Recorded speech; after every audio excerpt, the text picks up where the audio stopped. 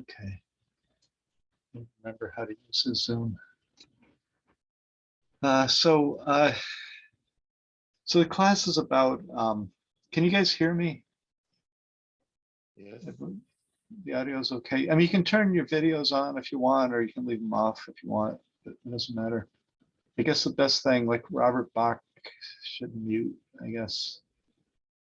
And Laura Lade could mute too. So if everyone could, I guess the best thing is to mute unless you want to say something, you know. Otherwise, we'll pick up whatever's going on where you are. Robert, are you there? Probably Robert's not there. Somehow I can send him a message. I can text him. It's a way to mute him. Anyway, he'll mute. We'll hear him. All right, so let's see. Shrink this down. So get this set up. So I have like a place I can do notes over here and then do the PowerPoint. Is that, can everybody see that all right and hear me okay? Someone has to, oh, good, thanks. All right, thanks, Eduardo. You're the responsive guy. All right, so I guess we have like 2 weeks we'll be doing Zoom, you know, and then hopefully after the peak of the Omicron, things get back to normal.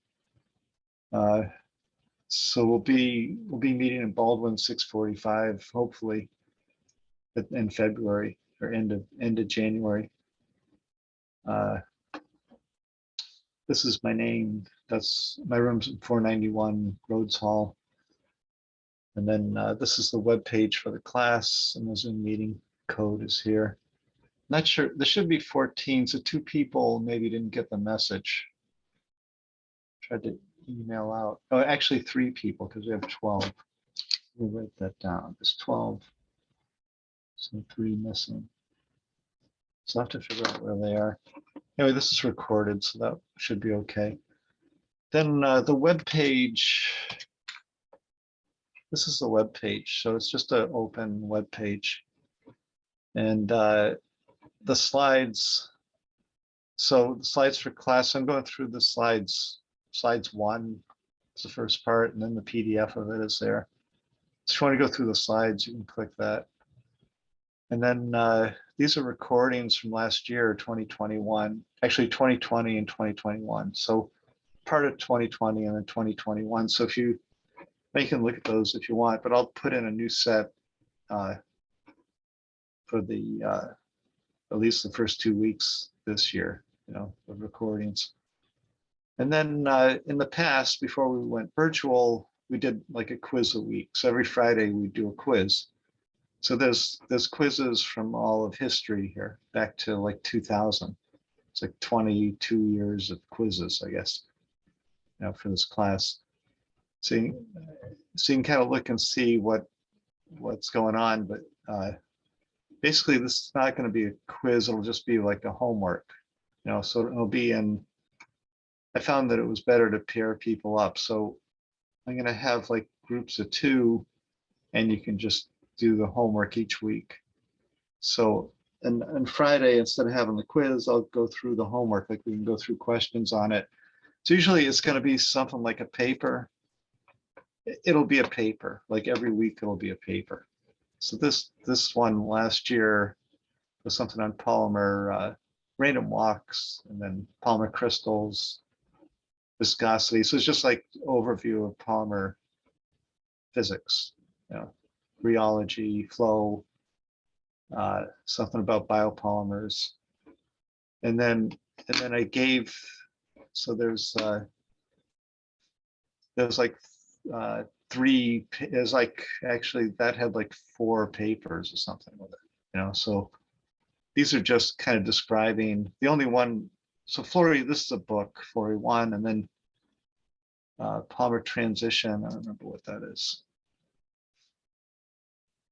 It's an old paper, 62, Tobolsky and Eisenberg, like kind of early pioneers in polymers. And then Flory 1's book, DiMarzio, this is kind of a paper. I'll have to fix that link. So I'll check the links up. And then the Hoffman-Lorentz equation is, I guess that's some notes of mine. I didn't really look at this, but it's a paper, but this is about polymer crystals. It's the original paper on polymer crystals. So I'll go through that today a little bit. Anyway, so it's going to be something like that. And then basically it'll be something somewhat challenging. And then hopefully you can read the literature. The idea is like you can pick up a paper in the literature and read it. So the quizzes are intended to demonstrate your ability to do that from the class. And pairing up people, I think, is a good idea. It tends to be good to be able to bounce ideas off each other. And so the class is like half undergrad and half grad. So the grad I'll split the two up, and the undergrads will get like a 1 grade boost, basically 10 points on the average boost. But basically everyone's going to get an A or a B in here. So the trick would be to try to get an A. So it's kind of like for undergrad, you have to get an 80, to get an A. And I'm only going to give out a whole grade, so no half grade. So it'll be just either A or B. I mean, unless you do something terrible, but basically if you show up, I mean, you should be able to get an A or a B in here. And hopefully with the group homeworks, then you can be able to bounce off each other and kind of learn from each other. So even out what's coming out, because people have different backgrounds, and then it should even things out to do that. I think going more than 2, you get to this problem where one person doesn't do anything. And also even with 2, you can get one person doesn't do anything. So if that happens to you and you're doing all the work and the other person didn't do anything, then basically send me an email and I'll just keep track of that. And if it goes on too long, I'll have the person that's not doing anything like work on their own. In the end, it doesn't seem to matter much doing this paired grading. So you get 1 grade for 2 people for each homework. It ends up that like the people that are going to get an A rise above that.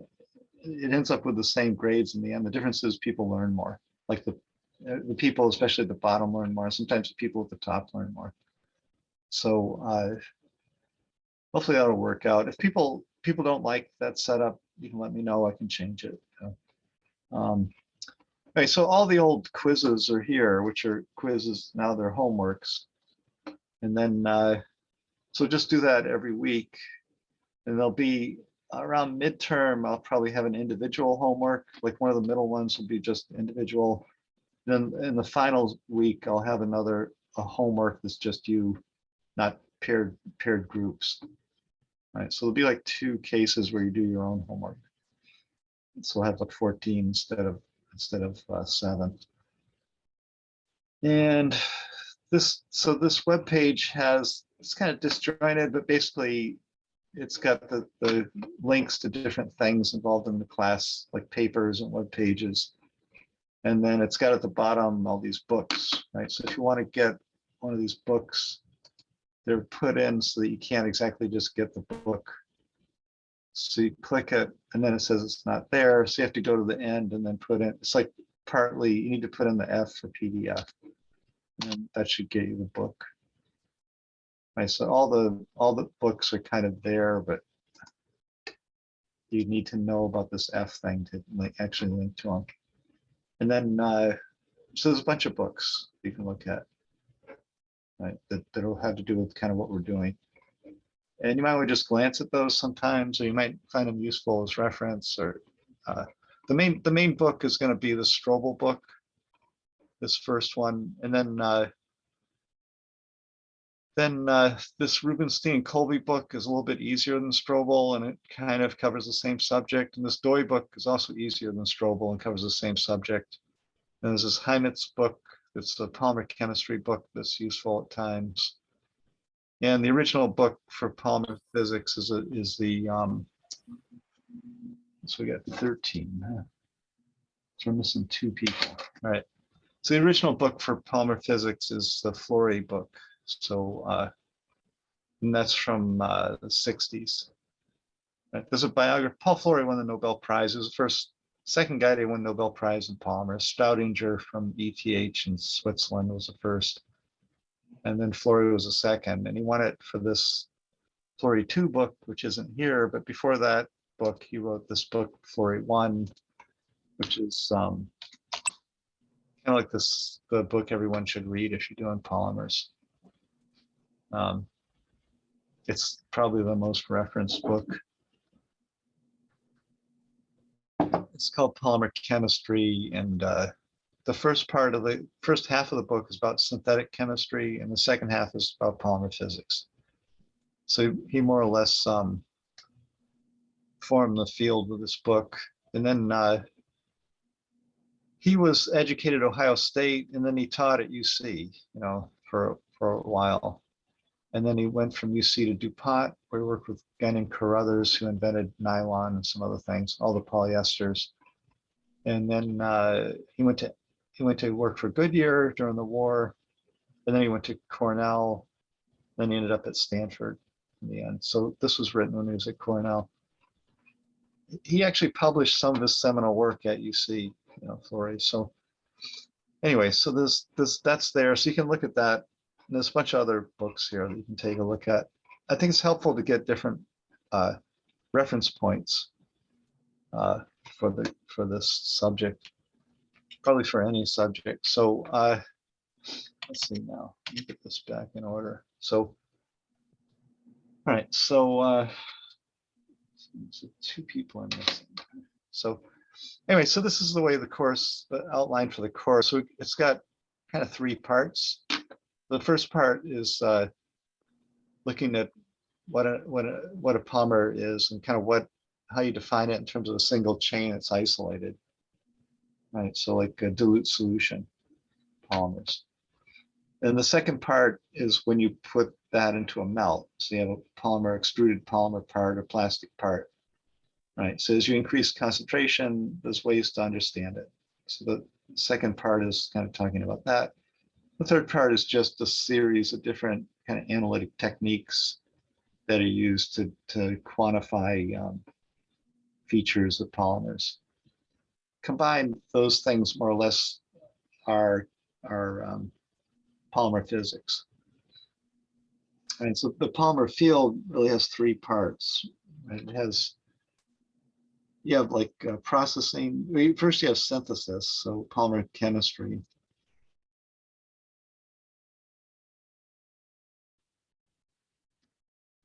And then the second part is really this class, like polymer physics. So what this deals with the specifics of different chemical systems, and this deals with generalities. Like how do you understand polymers as a class of materials? And the third is engineering, like rheology. Right, so that's basically polymer flow, which we'll cover here, but then extruders, different geometries, processing conditions, additives. So we'll deal with some of this engineering in physics and not much of the chemistry. So a lot of the engineering relies on physics, so there's an interplay between them. Those, because it's an applied field, the driving force for all the kind of fundamental studies was the application, and most of the applications in the engineering part. Right. So that's kind of how polymers is broken up. So polymer chemistry, like Neil Ayres teaches a course on that in chemistry, AYRES, right? So I think it's called polymer chemistry. And then engineering, Jude Arrow teaches some kind of processing class. And then I'm teaching this kind of middle part. So that's more or less how this falls together. So I'll try to mix it up a little bit, and we'll get, for instance, example papers that deal with chemistry and dendrimers and things like that, and then how does physics understand those materials. So the things interplay with each other, but basically there are those 3 kind of categories in polymers. All right, so any questions or comments on that? I guess I usually go through, like when it's live, we go through and say like what your backgrounds are. So why don't we try to do that now? So uh, maybe we can do that. I can see. I'm looking at a list of names that's different than your list. So Khan, can you go first? Just say what your background is.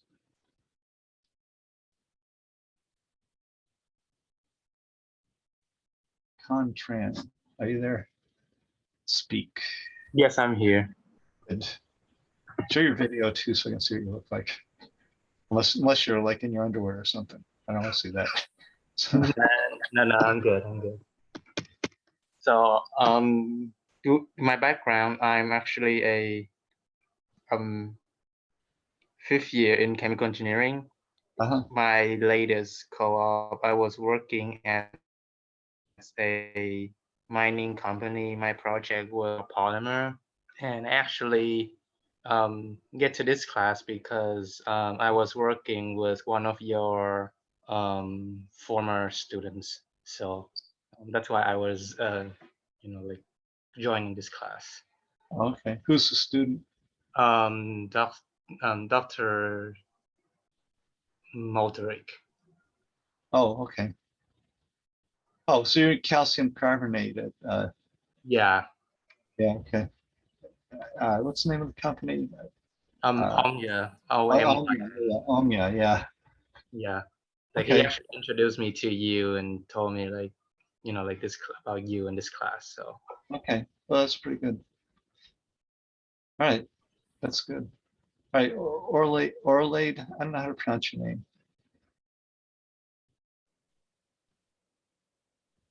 That's me, right? Yeah, that's you, but how do you pronounce your name?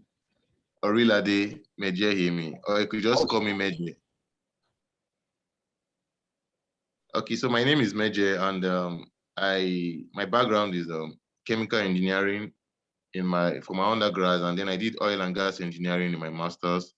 I don't really have field experience when it comes to engineering, but I'm doing a PhD in material science and engineering, and I'm going to focus on polymer. So that's why I'm taking this course. It's one of my core courses.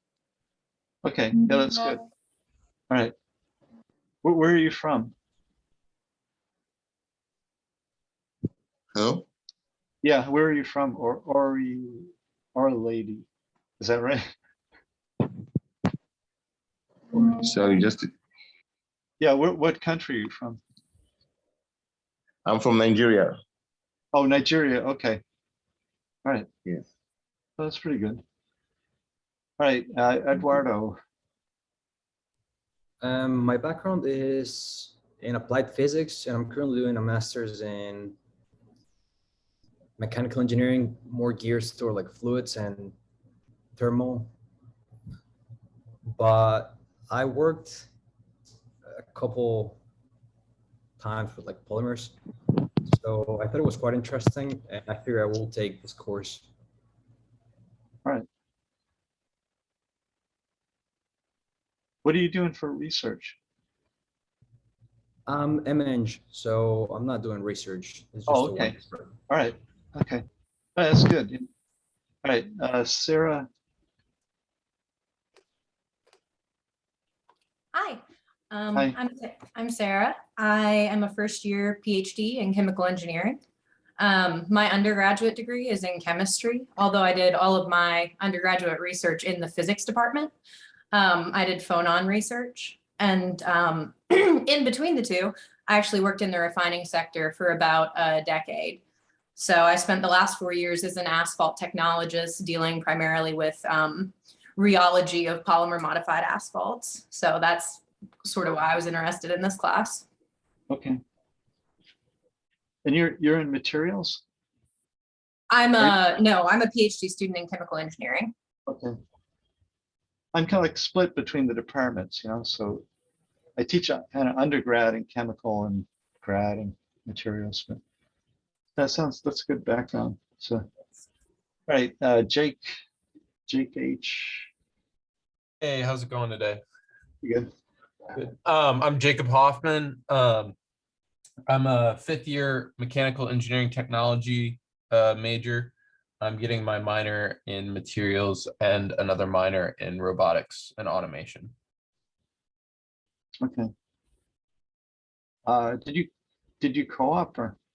Yes, sir. Yeah, I co-opted 4 different companies doing manufacturing at the first 2.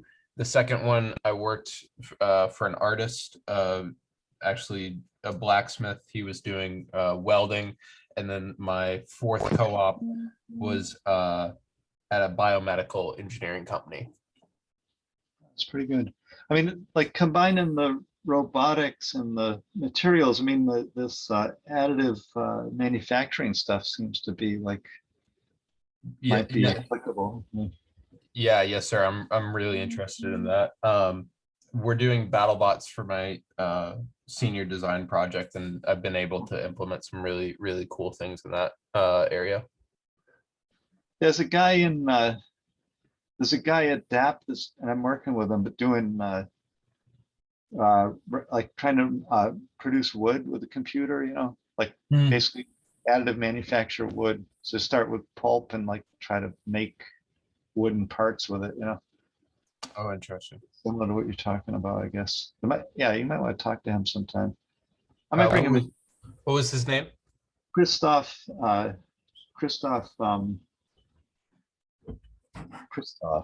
what's his last name? It's left me now. My brain just went blank. Let's see if this thing, Christoph, what's his last, White? It's like his German name is his last name. You'll find him here. Anyway, it's similar to what you're doing. Klimt. He's in DAP. You can talk to him. He's a young guy. He's like a, you know, assistant professor. Sure You thing. could just contact him if you wanted to. I could send you his email if you want. Sure thing. Anyway, so then Shannon Prince. Hi, yeah, so I'm a first year PhD student in the chemical engineering department. A lot of my research focus will be more hydrogen, like liquid hydrogen, forming like catalysts for very low cryogenic temperatures.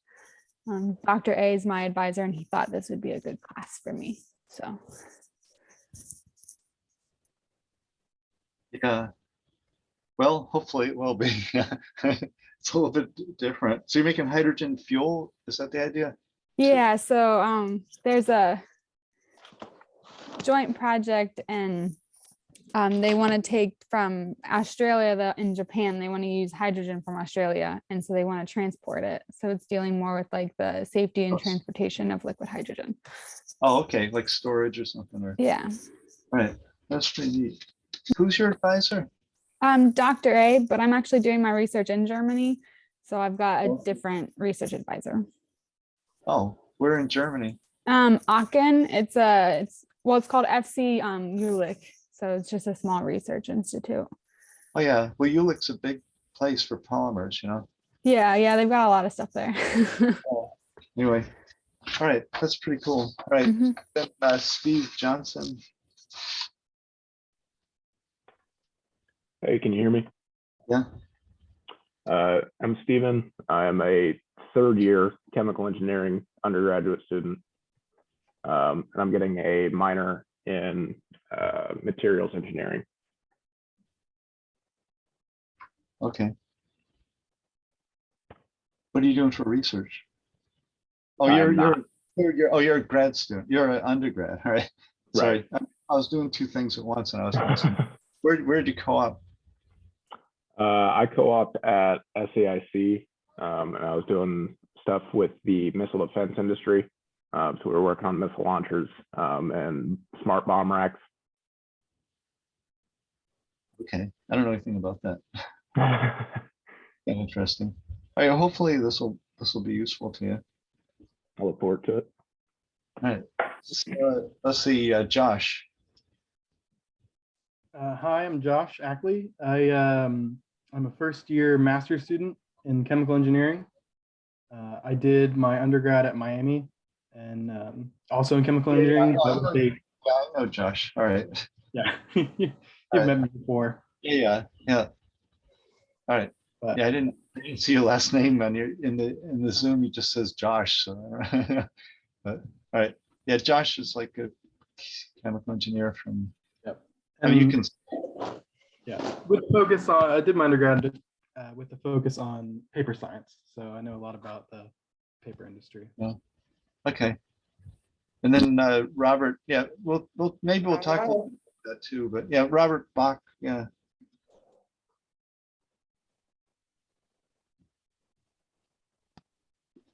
Hey there, can you hear me? Yep. Yeah. Okay. Yeah, I'm a 5th-year undergrad student. I've worked at Excel, or I'm working at Excel Composites right now, where we pretty much make composites with, what was it, styrene and bisphenol A monomers, and that's pretty much my background. Okay. Yeah. Hopefully this will be helpful to you. I mean, if it looks like something that, if you have questions or something about what's going on, the work stuff, like we can fit it in somehow, maybe, like, I don't know. So hopefully it'll work out. The subject's kind of flexible in here, so we can add or detract things, Okay. Are we doing any, I saw on the, I guess that 3rd section there, the analytical techniques. Are we doing Yeah. by chance like any differential scanning calorimetry? Or We can, not usually, but we can do it. okay, yeah, that'd be awesome if we could. But Yeah, I'm yeah. flexible.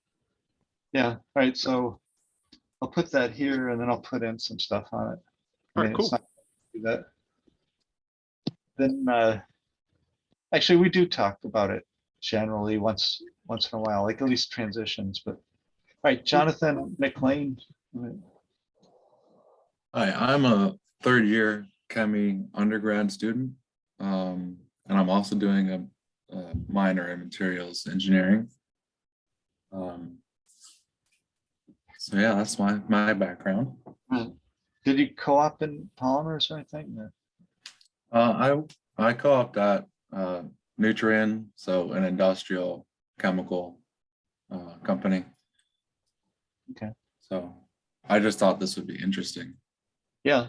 All right, that's pretty good. Hopefully it will be. All right, and then Mike. So let me just do this thing. Name's Michael Camara. I'm a master's student in chemical engineering, research focusing on polymer physics, basically a lot of what's covered in here. I work full-time as an engineer with LyondellBasell, who is a our petrochemical manufacturing company where I specifically work with polyethylene and polypropylene in different applications, specifically pipe applications. All right, then Nick, I guess we have 2 Hoffmans in here. Jake Hoffman and Nick Hoffman. But... Hi, my name is Nick Hoffman. I'm a 5th-year chemical engineering student at UC. I'm also studying, or I'm getting a minor in materials engineering. My background is I've co-opted for a manufacturing company and then also do rotations for a consulting firm. Okay. So kind of like general interest for the class. Yeah. Yeah. And then Orlaid, is that pronounced right? Oh no, Orlaid, I already did, right? Somehow you got moved to the other part. I guess you signed out and signed back in. All right, that's everyone. That's pretty good. Yeah, it sounds like a pretty good group. Anyway, all right, yeah, so we'll try to, if you have things you want to hear about, or if the thing,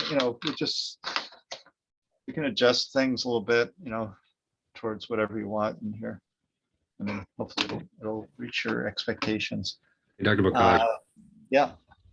In the long range interactions portions, are we going to cover correlation functions at all? Yeah. Okay. Yeah. Yeah, we'll cover everything mostly. I mean, as much as we can, so.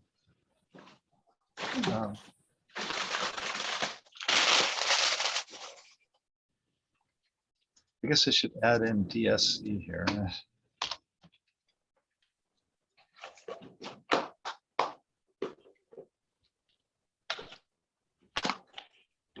We've got a bunch of thermal techniques thrown in there. Anyway, so yeah, so why don't I guess I can just get started on this stuff. So So polymers, like basically from a chemist's point of view, you have this picture of a chain molecule. So you have some kind of unit, can be quite complicated, right? This is PET. So, and then this is like in polyamide. So there's a polyester linkage in it, and then there's an amide linkage in polyamides, and then there's a ester linkage in polyesters, right? Like polycarbonate has an ester linkage, C double bond O. And then polyamides have this kind of same linkage that's in a protein, like the amine group and then the carboxyl group. Anyway, so you can get these complicated structures, right? So chemists, that's kind of a chemist thing. So we aren't really interested in the details of the structure. To a polymer physicist, the whole thing is just going to be like basically like this. So all that complicated thing just becomes like something like that. And there's like n of those units in it. Right. So in a sense, like you might like this better if it's less complicated. Right. And then the question is like what properties come out of that material because of that, just the nature of it in that way. You know, and also how do you define like when this thing becomes a polymer? Because you can have let's see, polyethylene is up here. So if R on this top left one is hydrogen, then that's polyethylene. Right. So but you can have an alkane, you can have the alkanes. So you can start with like ethylene and then propylene and ethane, propane, butane, right? If it's got a double bond, it becomes like ethylene. And then that double bond breaks and it becomes polyethylene if you break it enough. Right. So you can attack the double bond and the thing can form a chain molecule. In fact, that happens on its own if you don't put a stabilizer into the ethylene monomer, right? And then propylene would be like that. Propane is like that. So the alkanes are just going up in a sequence. I mean, you have methane would be kind of 1, ethane, propane, butane, pentane, hexane would be 6. And then hexane can have cyclohexane, right? So you can have it in a ring, looks like benzene. And then heptane, right? So basically you can go up this sequence of alkanes, and if you get to the point of 100, so this thing is going to be N equals 100, that's where it becomes polyethylene. Right, so there's no difference from a chemist's point of view between what's called an oligomer and a polymer. Right, chemists can't really distinguish between those two because just the chemistry, you just add on more of them, right? So physicists though can distinguish between the two, so that's kind of the point, right? So these are some more different kind of monomers that you can have. So again, we're not that interested in that. So the first thing of interest in polymers is how they flow, right? So the rheology is kind of the one of the key techniques to quantify the behavior of polymers. Right, so the left, this is a Newtonian fluid, and there's bubbles in it, and the bubbles are rising, the bubbles are spherical. Right, so if you have a polymer, bubbles aren't spherical, they become like the top right corner. Okay, so the reason, so they form this teardrop shape. And the other thing about a polymer fluid, the teardrop shape isn't symmetric. Okay, so if you look at one direction, it's a perfect teardrop, and the other direction, it looks kind of like some kind of animal, right? It's got 2 tails to it. Okay, so basically, the reason that that's going on is that the fluid, so whenever you get non-Newtonian behavior, the fluid structure is changing. Okay.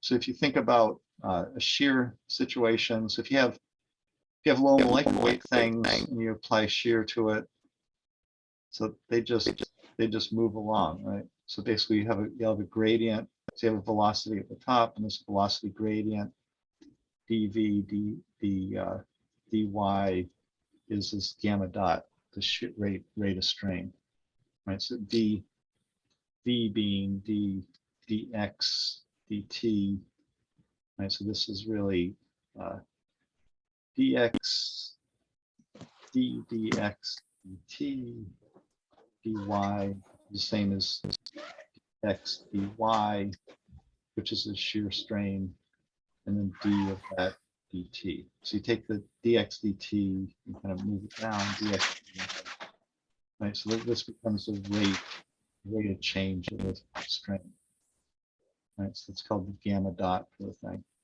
So the fluid elements are just move along basically, and there's some kind of friction between the layers and laminar flow.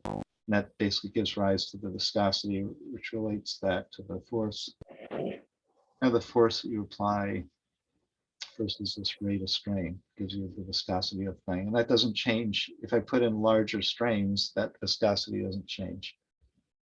Right. And also nothing funny happens either. For instance, this force, the normal force to the flow is 0. But you don't get a force.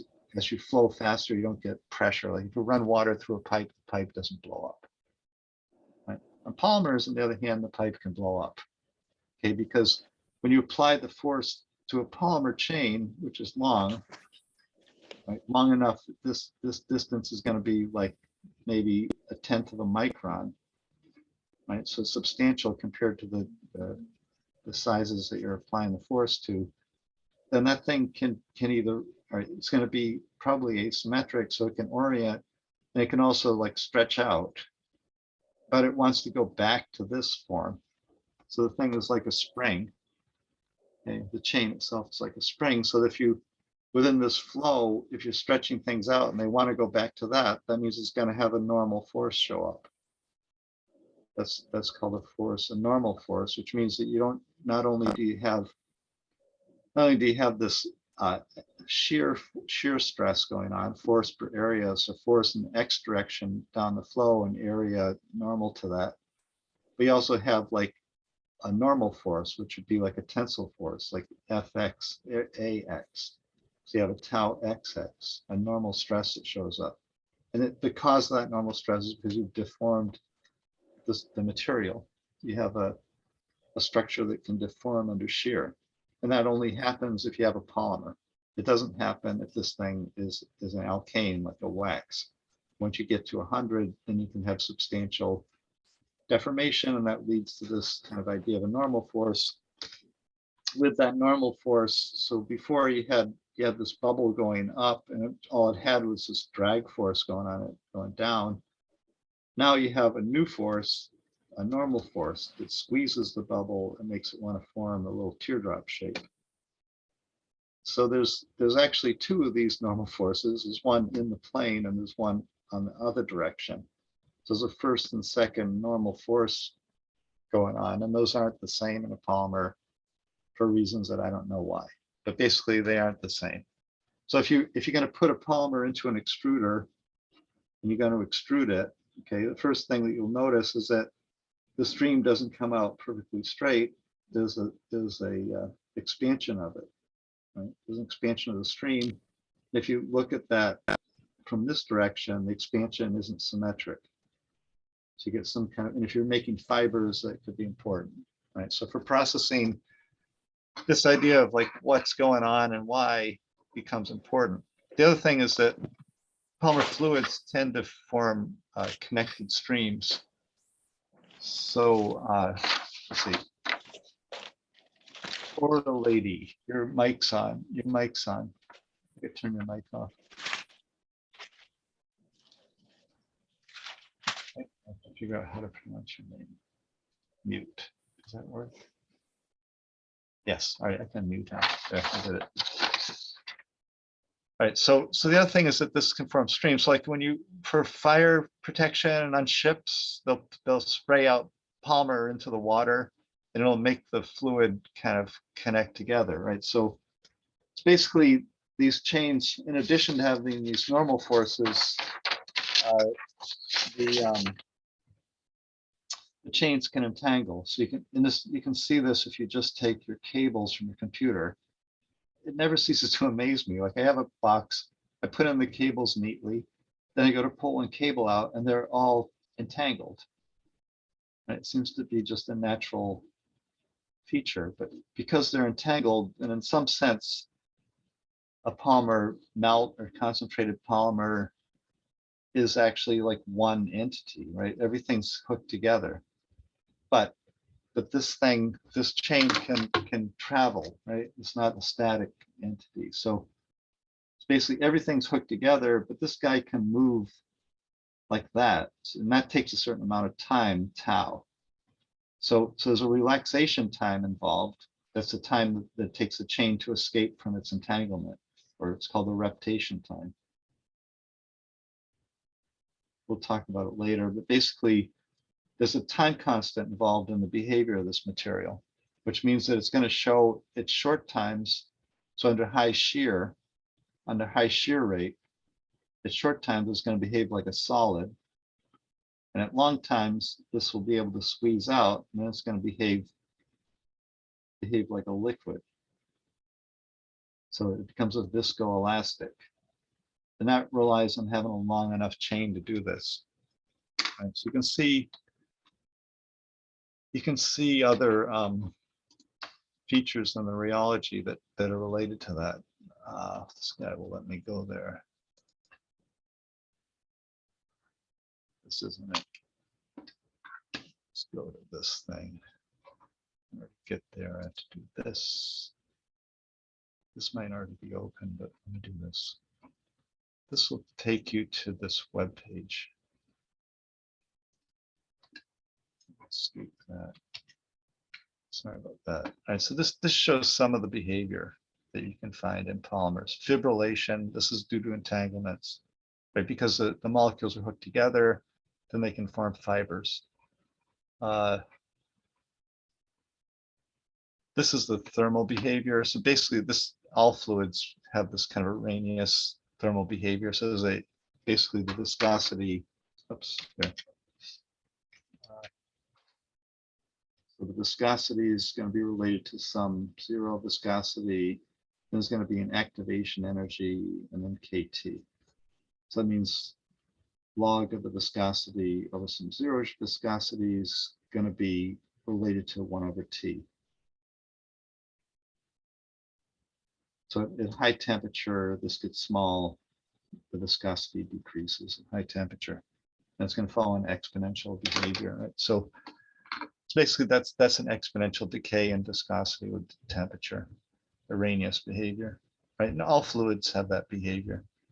The difference here is that there's a glass transition to this fluid, so the 0 point of this is going to be the glass transition, not absolute zero, right? So this is this dye swell behavior. So expansion of the fluid flow. This is Newtonian fluid on the left, polymer fluid on the right. This is something also related to entanglement. This is called rod creep. So if you put a rod into a polymer and spin it, the fluid will like climb the rod. Right? That's basically got to do with entanglements. This is fluid melt elasticity. So you pour like PDMS fluid into a dish, a thin stream, and it bounces out. The stream actually bounces out. So you can see the thin stream, you can see it bounce out. Sometimes I demonstrate this in class. It's a little messy. It's easy to do though, not difficult. This is self-siphoning. So if you start to siphon a polymer fluid and then pull the siphoning rod out of the fluid, you can do this with motor oil. Right, you can see this with motor oil, but basically because the chains are entangled, it can support itself. So it's got some solid features to it and some liquid features. These are all from this book, which is on the web page. It's Armstrong Hassiger book, Polymer Dynamics of Polymer Liquids. This is also normal forces. So it's flowing down a trough and it swells up, right? This is just showing flow stabilization with entanglements. The droplet issue, this is self-siphoning and elasticity. So the fluid will drop in and then bounce back out. And this is stabilization of a flow using polymers. This is like firefighters use this to keep a stream of fluid together so they can shoot water onto a fire from a long distance. And then that's also used in ships. So they'll squeeze out polymer at the front of the ship to make it flow through the ocean faster. Let's see. So anyway, this is a chapter on this on this business, but this is showing. So this is showing this business about this time constant. Okay, and this is supposed to be like an overview. So I'm going to zip through things without going into much detail. But basically, if you look at the viscosity of a polymer, okay, and this is on a log scale. So this is the log of the viscosity. And this is that rate of strain, and it's log of the rate of strain. Okay, so a Newtonian fluid, the viscosity doesn't change the fastest you flow it. It's always going to be the same. So you say, I have the shear stress, I have the viscosity, and these are the XY components, right? And gamma dot XY.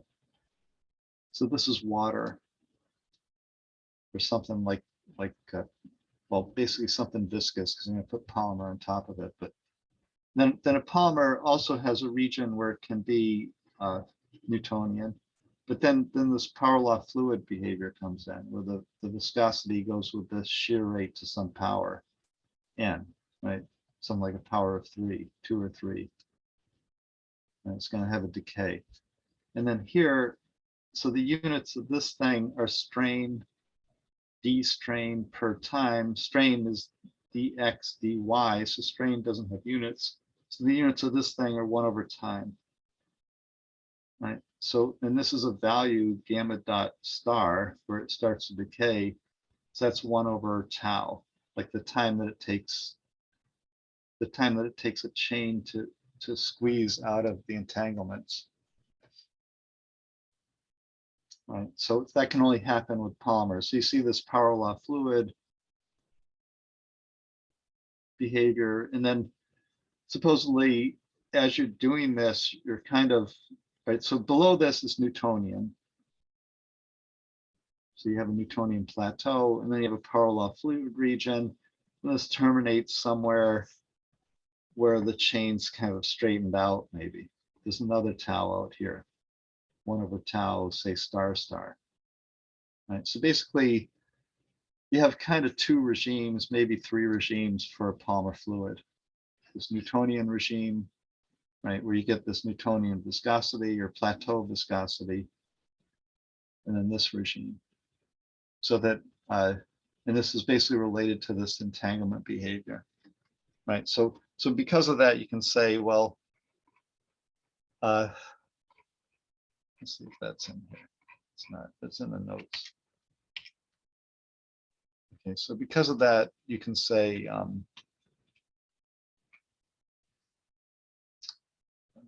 that, I'll look at this, I'll look at this. So because of that, you can say, well, I have oligomers. This is a plot of that 0 shear rate viscosity. So this plateau viscosity, I can plot as a function of, and again, everything's log, as a functional log of the molecular weight. Right? And then I have a region where the viscosity goes with the molecular weight to a power 1. And then I have a region where it goes to a much steeper power, right? Like 3.4. And there's a cutoff point, and that's the entanglement molecular weight. That's where you start to see this kind of dramatic increase in the viscosity, because the chains aren't single chains, they're coupled together with these entanglements. Right, so these are oligomers, and these are polymers, or plastics. So your plastic behavior is here, your oligomer behavior is here. Right, so this, if this is polyethylene, this is candle wax, and this over here is a milk jug. Right, so there's a difference between, you can't make a milk jug out of candle wax. You can burn a milk jug, but you can't get any useful properties out of a oligomer. Right, so basically, this is one way to define And these lists is all different there's polystyrenes in the bottom. I can't read what it says, but basically these are all different polymers. They all show the same behavior. And this cutoff point is about where the molecular weight's about 10,000 grams per mole. So 10 kilodalton, they call it. So anyway, there's that same behavior you can see with in a solution. So if you have a dilute solution, then the chains act independently. You have a power 1 for the specific viscosity versus concentration. All of a sudden it takes off once they start entangling. So that's the overlap concentration. It's the concentration where the chains start to entangle with each other. Right. So basically you can see that either in molecular weight or in concentration if you have a high molecular weight polymer. Right. So that's one way to define polymers is through the viscosity. Let's see. And so it's separate from the chemical description of polymers. Why don't we kind of, because we don't have much time left, so why don't we, I'm going to leave it there for now. Like we can just kind of, any questions on that, like on the idea of entanglements and how it can define what a polymer is?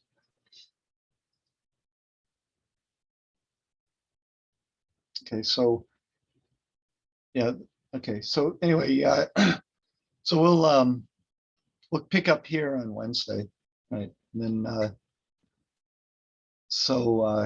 guess we have, it's 13, so we have 12, we're supposed to have 14, so we're missing 2. I'll have to dig up where the 2 people. Why don't I take a screenshot of who's here too? That'd be a pretty idea. That way I can tell who's missing. So if there's no questions, we can kind of quit there. Any comments or anything?